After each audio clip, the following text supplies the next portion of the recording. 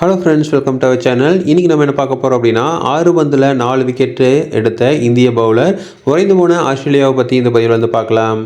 ஆஸ்திரேலியாவுக்கு prime minister 11 அணிக்கு எதிரான போட்டியில் இந்திய அணியோட இளம் வேகப்பந்து வீச்சாளர் ஹர்ஷித் ராணா 6 பந்துகள் இடைவெளியில் 4 விக்கெட்டுகளை வீழ்த்தி முதல்ல வச்சிருக்காரு. ஆட்டத்தோட 2ஆம் பாதியில் அவரோட பந்து வீச்சை சமாளிக்க முடியாமல் ஆஸ்திரேலிய அணி ரொம்பவே வந்து திணறினாங்க. ஆஸ்திரேலியாவில் பார்டர் கவாஸ்கர் டிராஃபி விளையாடுறதுக்கு இந்தியா வந்து சுற்றுப்பயணம் மேற்கொண்டிருக்காங்க. இதில் வந்து ஃபஸ்ட்டு போட்டி முடிவடைந்த நிலையில் 2வது போட்டிக்கு நடுவில் கேப் இருக்கிறதுனால வார்ம் அப் மேட்ச் வந்து விளையாண்டாங்க. இந்த வார்ம் அப் மேட்ச்சில் ஆஸ்திரேலியா பிரைம் மினிஸ்டர் அணியோட 2 நாள் கொண்ட போட்டி வந்து நடந்தது.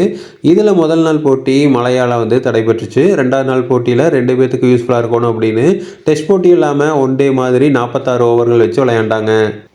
முதல்ல பேட்டிங் செஞ்ச ஆஸ்திரேலியா பிரைம் மினிஸ்டர் 11 அணி வந்து துவக்கத்தில் 2 விக்கெட்டுகள் இழந்த போதும் நல்ல அதிரடியாக விளையாண்டு 240 ரன்கள் வந்து எடுத்தாங்க. இந்த போட்டியில் ஹர்ஷித் ராணா மிகப்பெரிய திருப்பத்தை வந்து ஏற்படுத்தினார். வரிசையாக 4 விக்கெட்டுகளை வீழ்த்தி ஆஸ்திரேலிய அணியை வந்து முதல்ல வச்சிருக்காரு. 23வது ஓவரில் கடைசி 3 பந்தில் 2 விக்கெட்டுகள் வீழ்த்தினார். அடுத்த 25வது ஓவரை வீசின அவர் அந்த ஓவரில் 3 பந்துகளில் 2 விக்கெட்டுகளை வீழ்த்தினார். 6 பந்துகள் இடைவெளியில் 4 விக்கெட்டுகளை வீழ்த்தி அசத்தியிருக்காரு. அடுத்ததாக பேட்டிங் செஞ்ச இந்திய அணி 250 ரன்கள் மேலே எடுத்து 5 விக்கெட்டுகள் தான் வந்து போயிருந்தது. இதனால் 6 விக்கெட்டுகள் வித்தியாசத்தில் இந்திய அணி வெற்றி பெற்றிருக்காங்க. தொடர்ந்து இது மாதிரி இன்ஃபர்மேஷன் வேணும் அப்படின்னு எங்கள் சேனலை சப்ஸ்கிரைப் பண்ணுங்கள். தேங்க்யூ.